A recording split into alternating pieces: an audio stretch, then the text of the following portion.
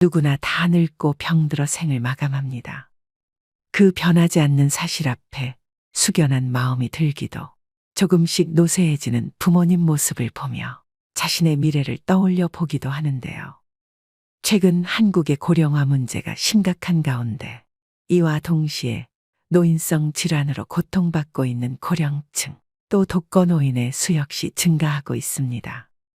이 중에는 혼자 사시는 제 친정엄마도 계십니다.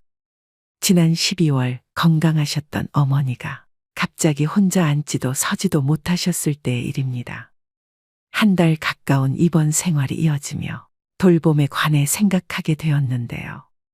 일과 살림을 병행하며 혼자 계신 어머니를 보살피기가 쉽지 않았기 때문입니다. 정부의 어르신 돌봄 사업을 알아보기 시작했던 것도 그때부터였습니다. 혼자 사시는 부모님이 계시다면 누구라도 같은 입장이었을지 모르겠습니다. 어머니가 다치시기 전까지 돌봄은 나와 무관한 단어인 줄 알았습니다. 나이가 들면서 그게 아니란 걸 절실히 깨닫고 있는데요. 우리는 모두 유한한 존재이고 탄생에서 장래에 이르기까지 돌봄이 필요하다고 해도 과언이 아닙니다. 즉, 엄마의 자궁에서 돌봄을 받는 태아부터 병들어 죽어가는 노인까지 돌봄이 필요하지요. 지금도 주변의 많은 사람들에게는 나이 든 부모의 돌봄 문제가 현실로 닥치고 있는데요. 그래서 오늘은 다산 정약용 선생의 가르침을 바탕으로 가족 돌봄의 현실과 가족 교양에 대해 말씀드리려고 합니다. 부모님의 돌봄에 대해 고민하고 계신 분들, 또 지금도 어딘가에서는 돌봄을 절절하게 느끼고 계실 많은 분들이 이 문제에 대해 함께 생각해보는 시간이 되었으면 합니다. 80대 노부부의 이야기를 담은 영화 아무르에도 노인 돌봄에 관한 문제가 등장합니다. 평온한 노년을 보내던 어느 날 아침, 부인 안느가 의식을 잃고 병원에 실려가지만 반신불수가 되어 돌아오는데요. 영화는 이 순간부터 늙고 병든 부인을 돌보는 늙은 남편 조르주의 애틋한 돌봄에 집중합니다. 조르주는 병원을 보내지 말아 달라는 부인의 부탁을 거절하지 못합니다. 이후 침대에 누워있는 아내의 수족이 되어 간병을 이어갑니다. 하지만 시간이 지나 배변을 가리지 못하자 극진한 보살핌도 한계를 느끼기 시작하는데요. 한 번씩 부모님 댁을 방문한 딸은 늙고 병들어 꼼짝도 못하는 엄마와 병간호에 지쳐가는 아버지를 바라보며 눈물을 흘립니다. 이처럼 경제 여건이 좋지 않은 자녀가 부모의 노년을 돌보지 못하는 것은 프랑스도 다르지 않았습니다. 내 몸이 상하는 건 괜찮아요. 아픈 사람이 불쌍하잖아요. 내 핏줄인데 힘들어도 끝까지 돌봐야죠. 이처럼 질병과 싸우는 고령 환자를 가족이 직접 돌보는 사례가 줄지 않고 있습니다. 환자 가족의 부담을 덜기 위해 국가는 장기요양 서비스 등 대책을 마련했지만 여전히 가족 구성원의 돌봄 의존도가 더 높은 것으로 나타났는데요. 한국보건사회연구원이 조사한 자료에 따르면 노인장기요양보험 제도를 도입한 2008년부터 2020년까지 가족 구성원이 직접 환자를 돌보는 비율이 80%대를 유지하고 있습니다. 2008년 87.8%, 2014년 91.9%, 2020년 87.4%의 환자가 가족 구성원에게 돌봄을 받고 있습니다. 이처럼 여전히 우리나라의 효도 사상은 모든 덕목 가운데 가장 중요하고 기본적인 덕목으로 생각되어지는 것 같습니다. 이는 효도는 가장 큰 덕이라는 다산 정약용의 가르침에서도 강조되고 있습니다. 정약용 선생은 유배지에서 아들에게 몰락한 집안에서 살아가기 위해서 배워야 할 것과 사람들과 살아갈 때 반드시 지켜야 할 것들을 편지로 보냈습니다. 친구를 사귈 때 반드시 멀리해야 할 세 종류의 사람 중 불효자를 사귀지 말아야 한다고 하는데요. 이 늙은 아비가 세상살이를 오래 경험하였고 또 어렵고 험난한 일을 고루 겪어보아서 사람들의 심리를 두루 알게 되었는데 무릇 천륜의 야박한 사람은 가까이에서는 안 되고 믿을 수도 없다. 대개 온 세상에서 깊은 은혜와 두터운 의리는 부모 형제보다 더한 것이 없는데 부모 형제를 그처럼 가볍게 버리는 사람이 벗들에게 어떠하리. 부모님께 효를 실천하지 않는 사람과는 가까이 하지도 말라는 당부를 할 정도로 개인이 존재하는 의미는 가족, 즉 부모 자녀의 관계로부터 시작된다는 근본을 지켜가는 데에 있다고 보았는데요. 그 근본을 잃는 것은 삶의 의미를 잃는 것이라 여겼습니다. 부모에게는 효도를, 부부간에는 화순을, 형제간에는 우애를 지키도록 했으며 자식된 자는 끊임없이 군자의 삶을 살도록 노력할 것을 강조했습니다. 부모님은 한 사람의 삶에서 중요한 인물이고 종종 그들의 양육에 책임이 있다. 감사와 존경의 표시로 부모님을 섬기고 돌보는 것은 중요하다. 이처럼 다산 정약용은 가족은 나를 키워주고 내게 뜻을 전해주는 나의 뿌리이며 이는 가족이 서로에게 어떻게 중요한 존재인지를 강조하고 있습니다. 최근 연구에 의하면 청소년이나 부모가 가장 행복할 때는 모두 가정이 화목할 때인 것으로 나타났습니다.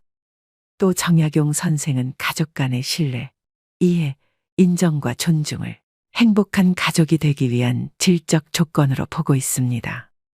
이처럼 늙고 아픈 부모와 배우자를 남의 손에 맡기지 못하는 가족들이 가족 돌봄을 선택하고 있는 것은 정약용 선생의 가르침의 이치와 깊은 연관성이 있는 부분인 것 같은데요. 한국의 전통적인 돌봄 문화 특성에 따라 가족 돌봄은 앞으로도 지속될 가능성이 있습니다. 하지만 가족 돌봄 비율이 높은 만큼 그에 따른 문제도 심각한 것이 현실입니다. 경제활동 참여율이 높아지면서 노인 돌봄이 가족 구성원들에게 큰 스트레스 요인으로 자리 잡고 있습니다. 최근 노인이 노인을 간병한다는 의미의 노노간병이 많아지면서 이와 관련한 가슴 아픈 뉴스 또한 종종 접하게 됩니다. 2019년 부산에서 일어난 사건입니다.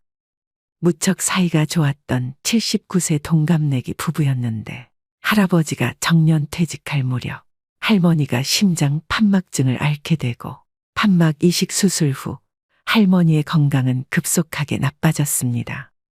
그러던 중 아내는 담도암 판정을 받았고 할머니의 고통은 점점 더 깊어갔습니다. 그렇게 20년을 아내의 곁에서 정성을 다해 간호를 했지만 간호가 너무도 힘들고 아내의 고통을 지켜보는 것이 너무도 힘겨웠던 할아버지는 결국 극단적인 선택을 결심하였는데 다행히 아들에게 발견되어 목숨은 건질 수 있으셨다고 합니다. 정말 일어나서는 안 되는 일이 일어나고 있습니다.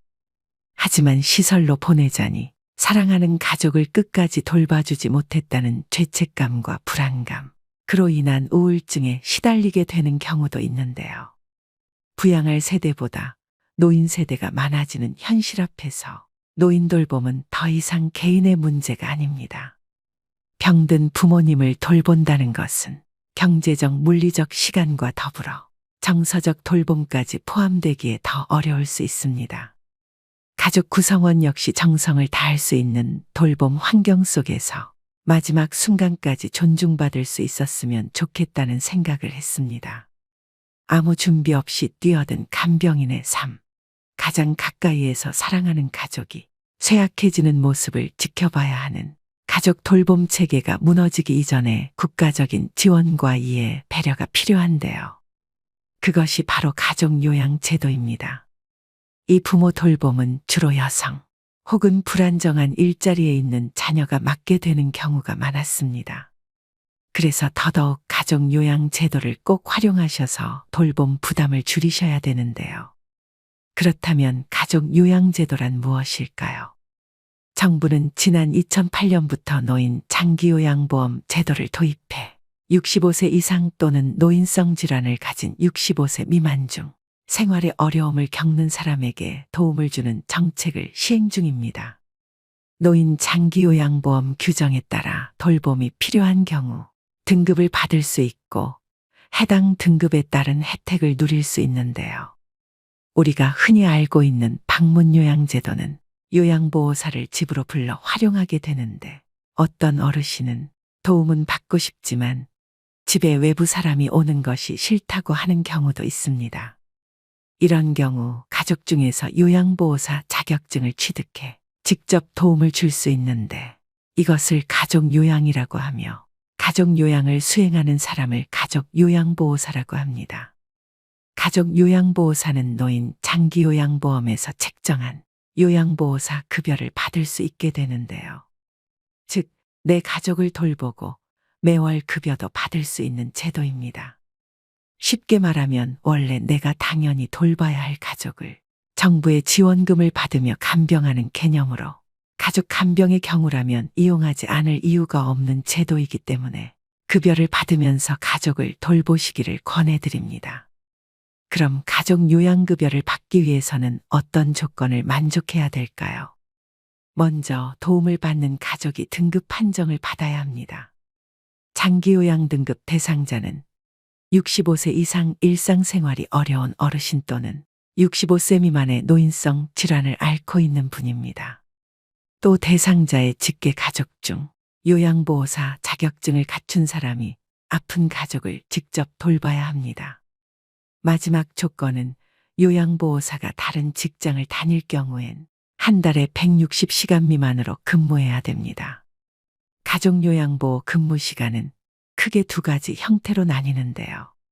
첫 번째는 하루에 60분씩 총 20일 근무하는 형태이며 두 번째는 하루에 90분씩 총 31일 근무하는 형태입니다. 비용은 일반적으로 정부 지원금 85%에 본인 부담금 15%이지만 차상위 계층의 경우 본인 부담금이 6%에서 9%, 기초생활수급자는 100% 정부 지원금이 나오게 됩니다.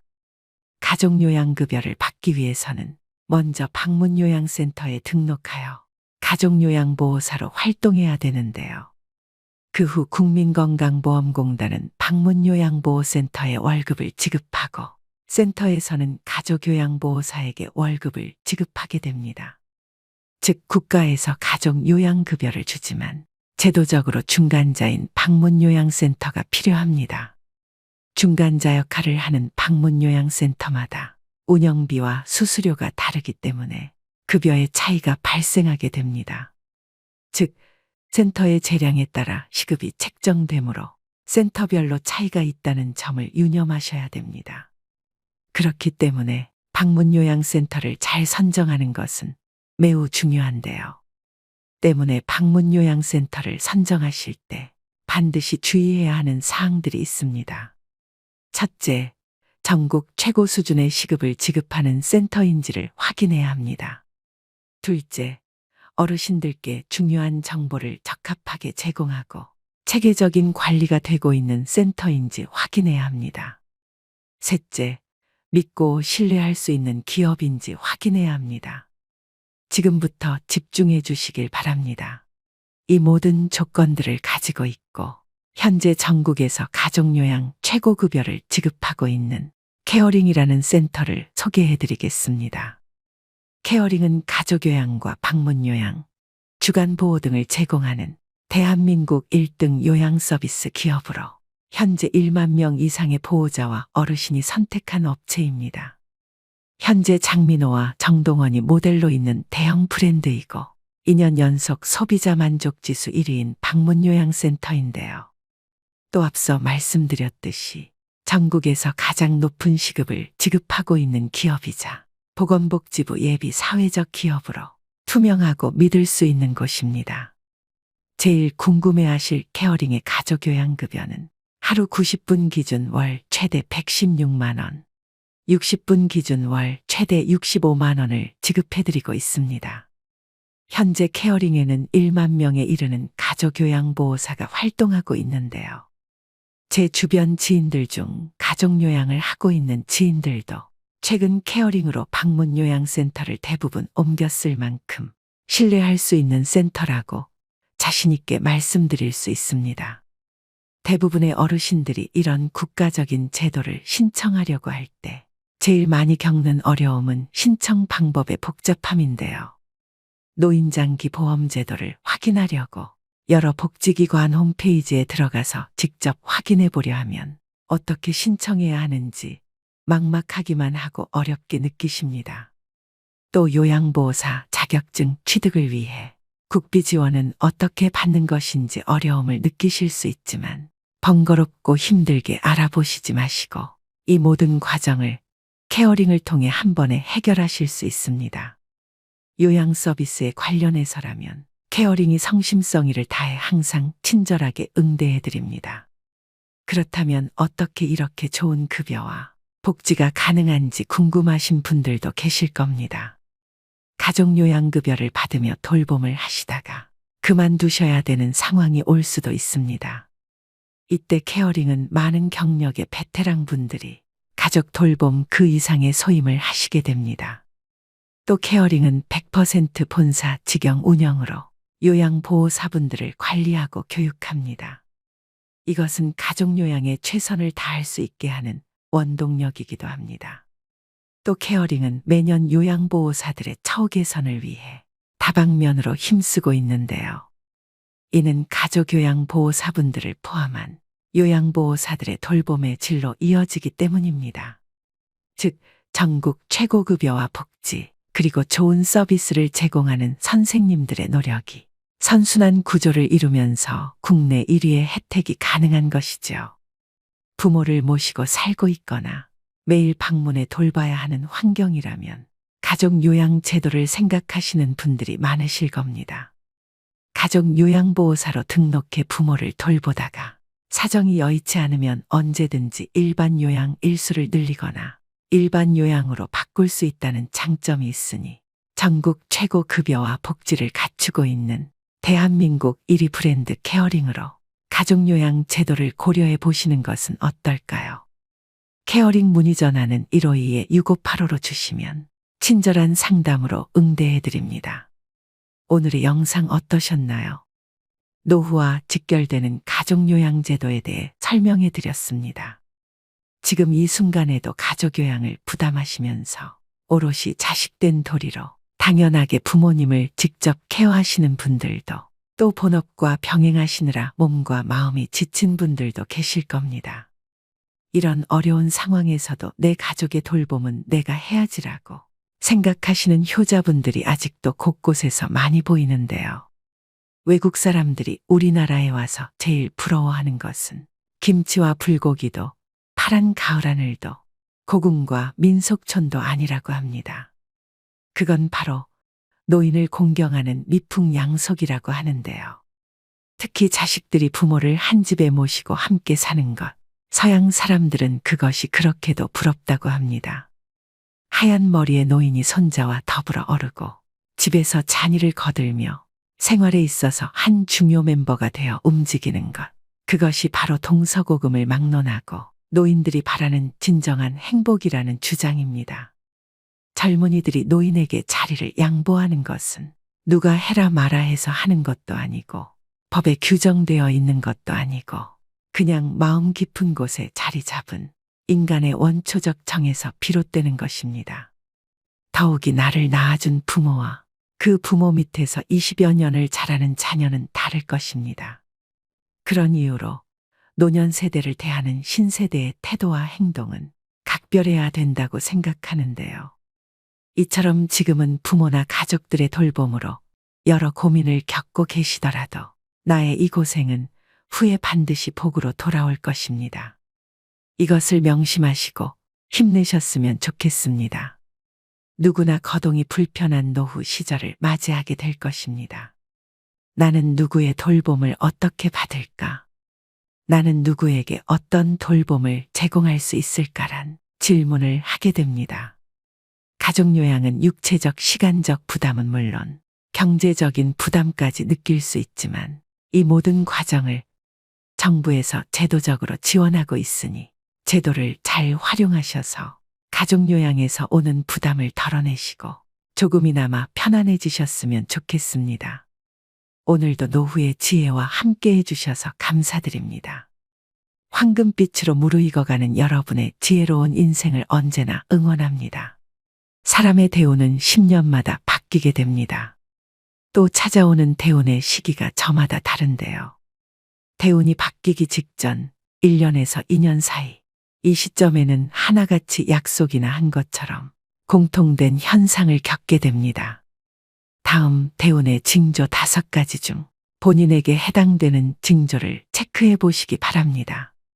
첫째, 내 주변 환경들이 바뀝니다.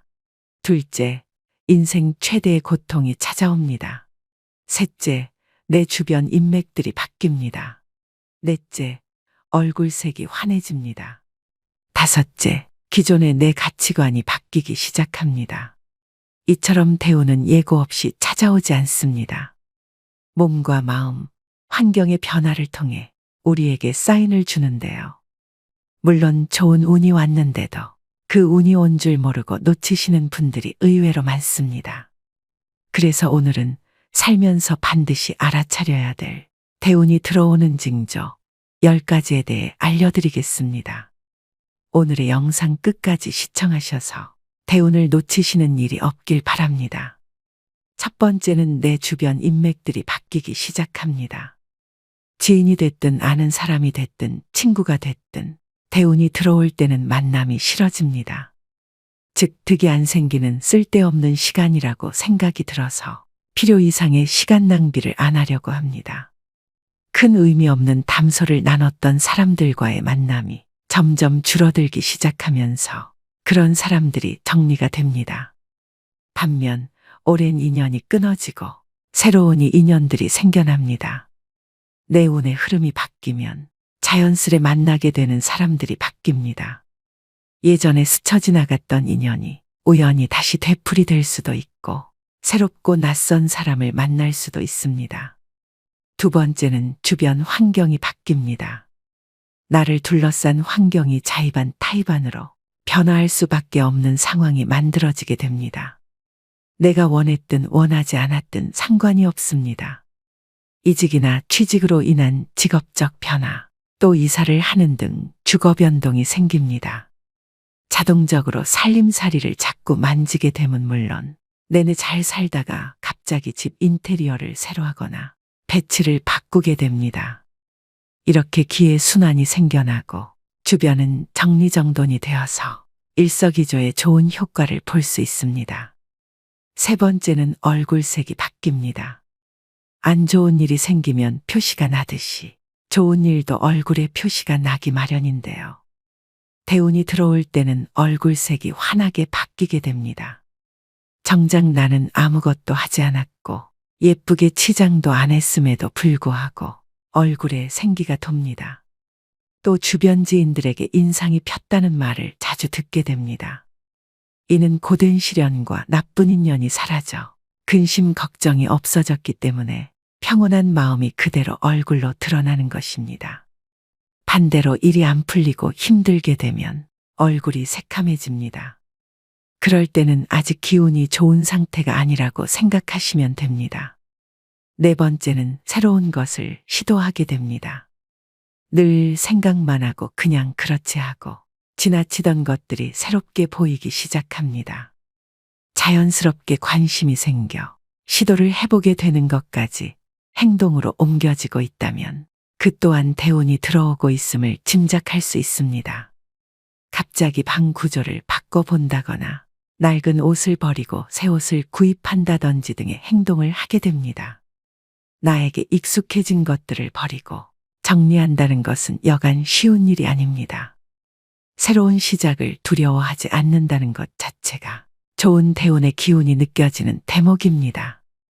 다섯 번째는 성격이나 말투가 바뀝니다.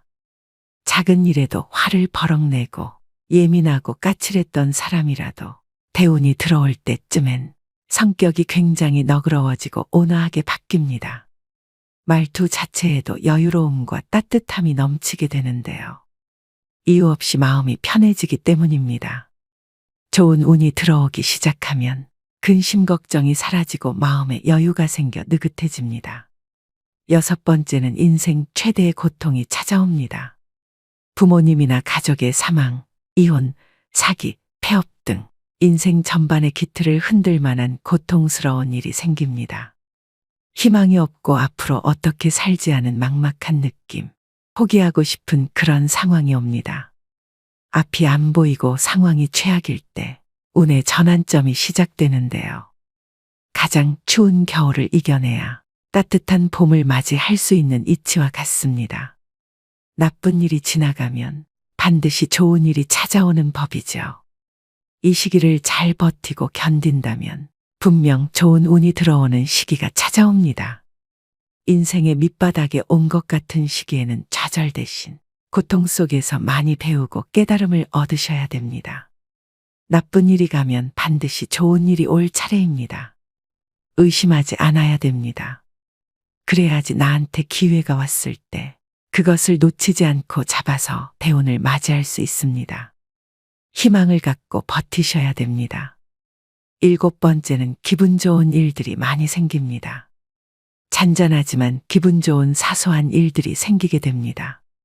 예를 들어 생각지도 못했던 돈을 받을 일이 생기거나 시간적으로도 여유가 생겨 많이 누리지 못했던 여가 생활을 시작할 수도 있게 됩니다. 참 신기한 것은 사람이 마음먹은 만큼 세상을 보는 시각과 시야가 달라진다는 점입니다. 마음의 상태에 따라서 세상이 어둡게 보이기도 하고 밝게 보이기도 하죠. 밝게 보이면 보일수록 모든 일을 대할 때 더 긍정적인 마음과 자세로 대할 수 있고 그 결과는 보지 않아도 좋은 결과로 이어지게 됩니다. 대운이 들어오는 기분이 느껴진다면 그 기운을 즐기면서 더 밝고 긍정적이고 적극적인 자세로 삶을 대하시면 좋겠습니다. 그리고 누군가를 험담하거나 또는 자신의 잘됨을 과시하게 되면 질투와 시기 등의 안 좋은 운이 끼면서 대운의 흐름을 방해할 수도 있으니 몸과 마음가짐 역시 조심하셔야 됩니다. 8번째는 매사에 감사하는 마음이 생깁니다.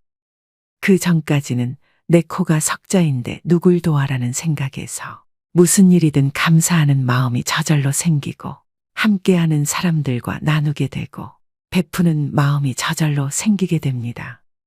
나의 베품으로 인해 누군가가 행복해지는 모습을 보고 자신도 행복을 느끼게 된다면 이제 대운을 받아들일 자세가 되었습니다. 마음속에서 원망과 시기 질투 등이 사라지고 평온을 얻을 때 대운이 오는 징조로 알고 더욱 나를 낮추고 겸손해지셔야 됩니다. 9번째는 갑자기 부지런해지기 시작합니다. 안 하던 계획을 잡게 되거나 안 하던 운동을 시작하게 되고 충분한 수면 시간 등을 가지는 등 갑자기 계획하게 됩니다. 부지런해질 수밖에 없는 행동들이 자연스럽게 생기는데요. 나 스스로가 내 행동에 있어서 부지런해진다. 이런 기분이 든다면 대운이 들어오려는 시점이 되겠습니다. 마지막 10번째는 건강이 안 좋아집니다. 건강이 안 좋아지면서 잔병치레를 하게 됩니다.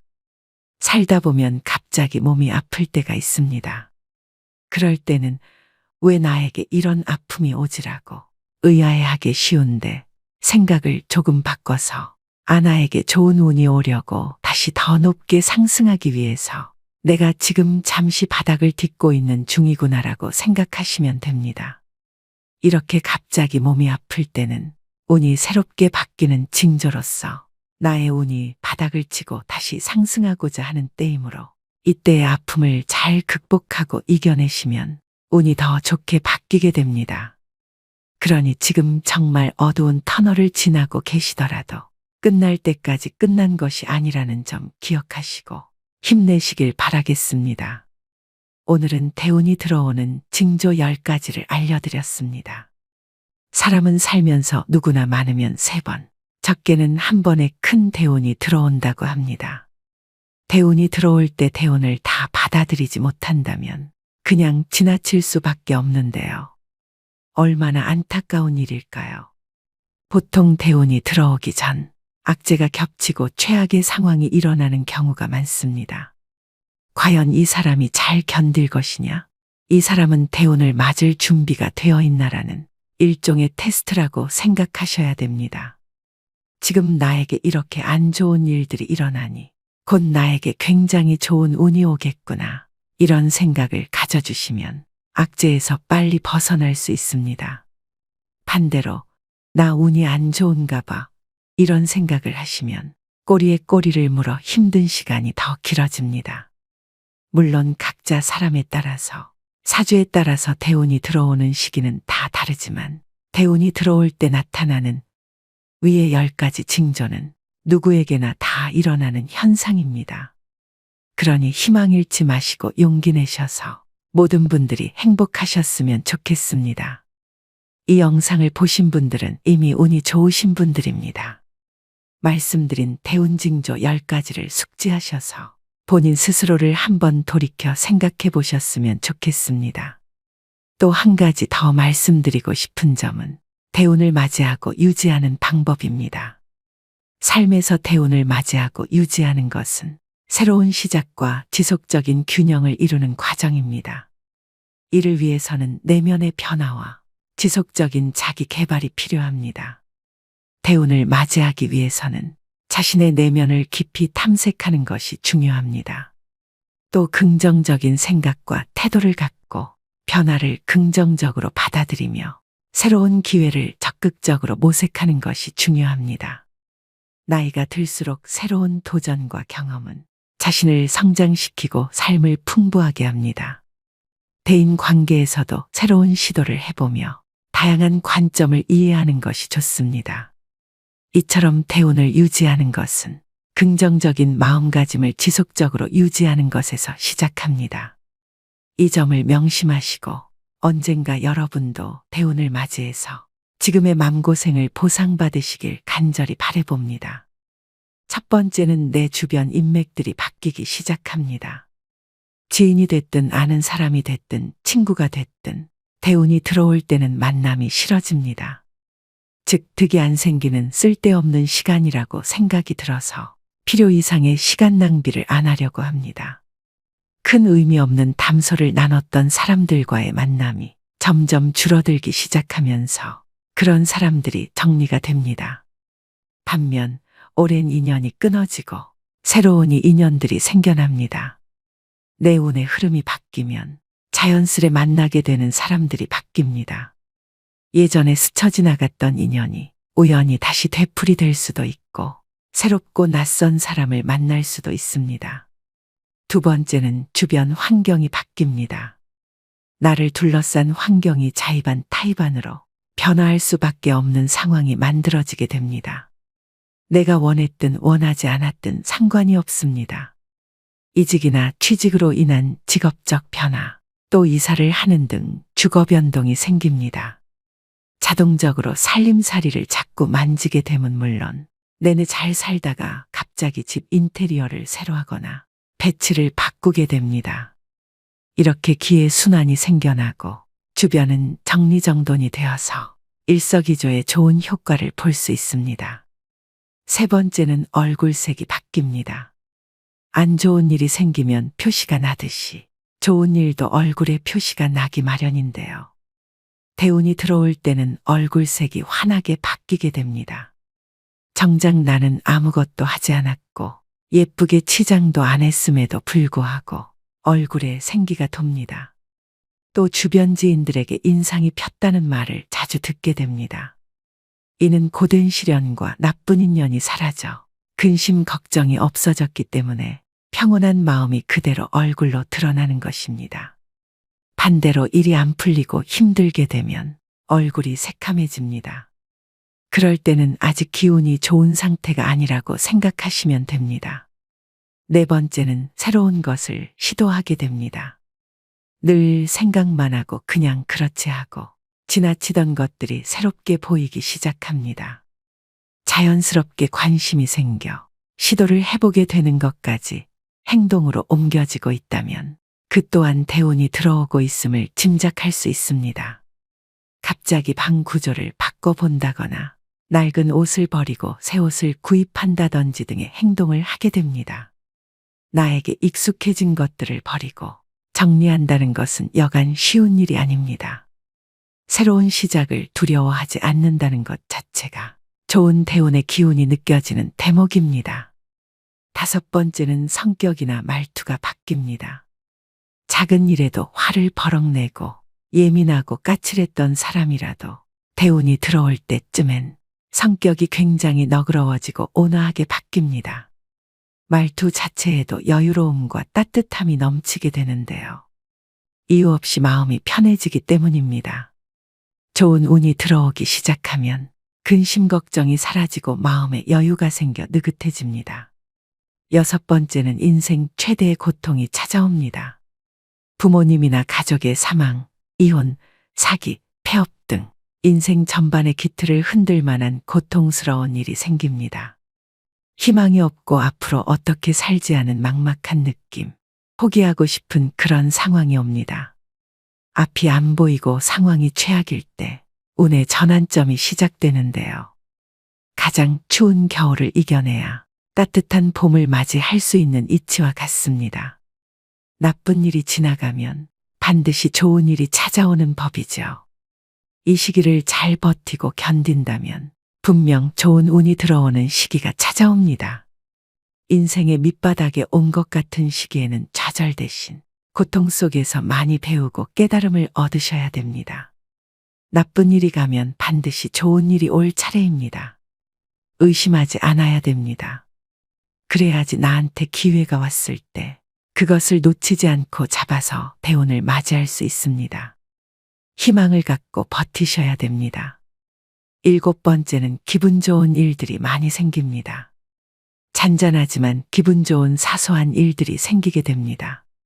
예를 들어 생각지도 못했던 돈을 받을 일이 생기거나 시간적으로도 여유가 생겨 많이 누리지 못했던 여가 생활을 시작할 수도 있게 됩니다. 참 신기한 것은 사람이 마음먹은 만큼 세상을 보는 시각과 시야가 달라진다는 점입니다. 마음의 상태에 따라서 세상이 어둡게 보이기도 하고 밝게 보이기도 하죠. 밝게 보이면 보일수록 모든 일을 대할 때 더 긍정적인 마음과 자세로 대할 수 있고 그 결과는 보지 않아도 좋은 결과로 이어지게 됩니다. 대운이 들어오는 기분이 느껴진다면 그 기운을 즐기면서 더 밝고 긍정적이고 적극적인 자세로 삶을 대하시면 좋겠습니다. 그리고 누군가를 험담하거나 또는 자신의 잘됨을 과시하게 되면 질투와 시기 등의 안 좋은 운이 끼면서 대운의 흐름을 방해할 수도 있으니 몸과 마음가짐 역시 조심하셔야 됩니다. 8번째는 매사에 감사하는 마음이 생깁니다. 그 전까지는 내 코가 석자인데 누굴 도와라는 생각에서 무슨 일이든 감사하는 마음이 저절로 생기고 함께하는 사람들과 나누게 되고 베푸는 마음이 저절로 생기게 됩니다. 나의 베품으로 인해 누군가가 행복해지는 모습을 보고 자신도 행복을 느끼게 된다면 이제 대운을 받아들일 자세가 되었습니다. 마음속에서 원망과 시기 질투 등이 사라지고 평온을 얻을 때 대운이 오는 징조로 알고 더욱 나를 낮추고 겸손해지셔야 됩니다. 9번째는 갑자기 부지런해지기 시작합니다. 안 하던 계획을 잡게 되거나 안 하던 운동을 시작하게 되고 충분한 수면 시간 등을 가지는 등 갑자기 계획하게 됩니다. 부지런해질 수밖에 없는 행동들이 자연스럽게 생기는데요. 나 스스로가 내 행동에 있어서 부지런해진다. 이런 기분이 든다면 대운이 들어오려는 시점이 되겠습니다. 마지막 10번째는 건강이 안 좋아집니다. 건강이 안 좋아지면서 잔병치레를 하게 됩니다. 살다 보면 갑자기 몸이 아플 때가 있습니다. 그럴 때는 왜 나에게 이런 아픔이 오지라고 의아해하기 쉬운데 생각을 조금 바꿔서 아나에게 좋은 운이 오려고 다시 더 높게 상승하기 위해서 내가 지금 잠시 바닥을 딛고 있는 중이구나라고 생각하시면 됩니다. 이렇게 갑자기 몸이 아플 때는 운이 새롭게 바뀌는 징조로서 나의 운이 바닥을 치고 다시 상승하고자 하는 때이므로 이때의 아픔을 잘 극복하고 이겨내시면 운이 더 좋게 바뀌게 됩니다. 그러니 지금 정말 어두운 터널을 지나고 계시더라도 끝날 때까지 끝난 것이 아니라는 점 기억하시고 힘내시길 바라겠습니다.